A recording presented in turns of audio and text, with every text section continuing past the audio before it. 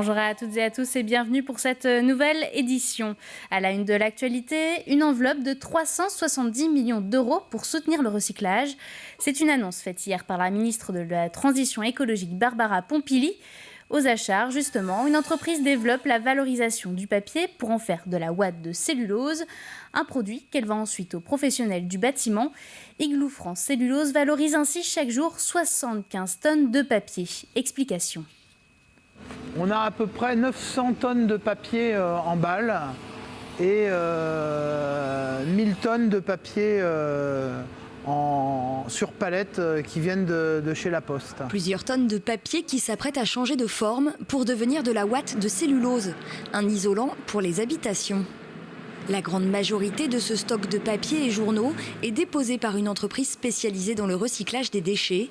Le reste, Igloo le rachète en vrac à une vingtaine d'associations et écoles vendéennes.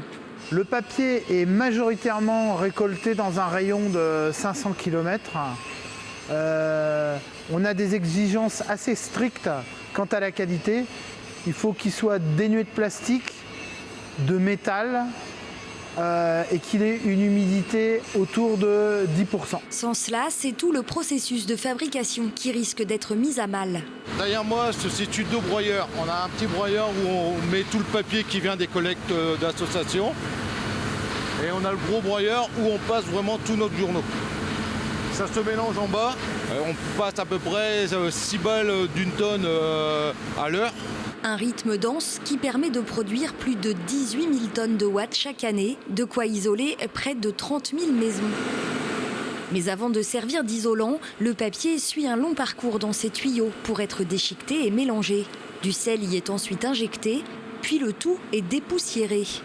Avant d'obtenir ces cubes de watts, prêts à être vendus aux professionnels du bâtiment. Le journal que les gens lisent et les autres produits cellulosiques qu'on recycle ont une deuxième vie, mais une vie très longue, puisqu'ils sont fossilisés, le carbone est piégé et donc contribue très efficacement à réduire les émissions de CO2 en bloquant le carbone dans l'habitat.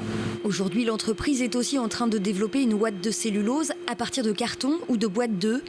L'objectif, trouver d'autres sources de fabrication pour faire face à la raréfaction du papier. Continuons de parler environnement avec la construction du nouveau lycée d'Esnay qui sort doucement de terre. L'établissement devrait ouvrir ses portes à la rentrée 2022. Il pourra accueillir près de 360 élèves. Pour rappel, il s'agit d'un bâtiment construit à partir de matériaux biosourcés, c'est-à-dire composé d'une ossature en bois et de 18 000 bottes de paille qui servent d'isolant. Il faut savoir que l'isolation en paille, c'est un isolant qui permet un déphasage thermique, donc c'est un peu technique, mais ça veut dire qu'au niveau confort d'été, c'est très performant.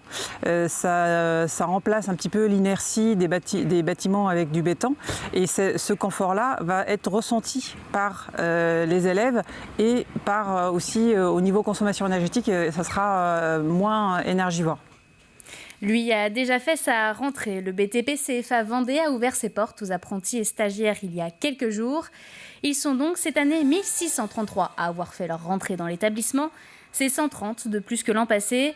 Une reprise marquée notamment par la création d'une formation de niveau Bac+1 unique en France. Elle forme des futurs techniciens en domotique. Nous reviendrons sur ce sujet plus en détail dans l'édition de 18h. Ouvrons une page sport avec la 8e édition de l'Open de Vendée. Il s'agit du premier événement sportif du Vendespace. 32 joueurs s'affronteront donc du 4 au 10 octobre. Parmi les nouveautés cette année, un nouveau cours, un village et un accueil du public scolaire pendant certains matchs. Le tournoi accueillera même 3 anciens top 10 mondiaux. On a un extraordinaire plateau cette année et pour une réouverture, c'est plutôt très sympa avec des joueurs français qui à la fois qui sont des espoirs de demain avec Benjamin Bonzi, donc qui est 76e mondial je crois, et puis des joueurs plus confirmés avec Lucas Pouille, avec Gilles Simon. Donc c'est plutôt un super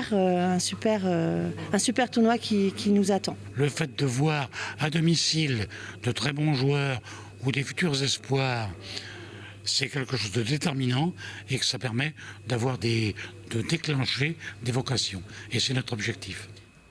Vous le savez peut-être, ce week-end auront lieu les journées du patrimoine en Vendée. Parmi les sites à découvrir le pont de Noirmoutier, qui fête cette année ses 50 ans. Il permet de relier la commune de Barbâtre et celle de la Barre-de-Mont sur le continent. Si d'un côté, il a signé la fin de l'insularité pour les habitants de l'île, d'un autre côté, il est traversé par 20 000 véhicules certains jours d'été. Retour sur la naissance de ce pont avec Grégoire de Châtillon. Il a 50 ans, c'est l'ouvrage d'art le plus grand du département, 583 mètres de long pour 33,50 mètres de hauteur. Il a changé la vie des habitants de l'île. Lydia Gabory est chercheuse, elle a recueilli les récits oraux de son île. C'est une libération parce que ça rend la vie plus simple, plus pratique et en même temps on a le sentiment de perdre, en étant pourtant rattaché, de perdre un lien avec l'insularité. Un vent de liberté pour beaucoup, un nouveau souffle pour le développement de l'île. Ça a aidé l'île, ça a aidé les insulaires parce qu'ils ont commencé à pouvoir louer leur petite maison, avoir des revenus supplémentaires. Les commerçants, évidemment, c'était intéressant pour eux. Après 2 années de construction, le pont de Noirmoutier est mis en service en juillet 1971. Louis Gibier était alors secrétaire de mairie à Barbâtre. L'ouverture, la réalisation du pont, ça a été une vraie liberté. Le saviez-vous, emprunter le plus grand pont de Vendée a longtemps été payant. Il a même, à ce sujet, défrayé la chronique en novembre 1977. Son tarif venait d'augmenter pour les insulaires. De bouger les lignes, de modifier un petit peu, je dirais, la règle du jeu a entraîné effectivement une réaction très vive sur l'île de Noirmoutier qu'on n'avait fort heureusement jamais connue, mais qui est allée quand même assez loin et qui a fait que finalement le conseil départemental a revu sa décision et on est revenu à la sagesse. Un demi-siècle d'histoire, une exposition sur les 50 ans du pont de Noirmoutier est à découvrir dès le week-end prochain dans le cadre des Journées européennes du patrimoine à la salle de l'atelier de la commune de l'Épine. Elle se prolongera jusqu'au dimanche 26 septembre. Merci de nous avoir suivis. Je vous retrouve ce soir à 18h. Bon après-midi.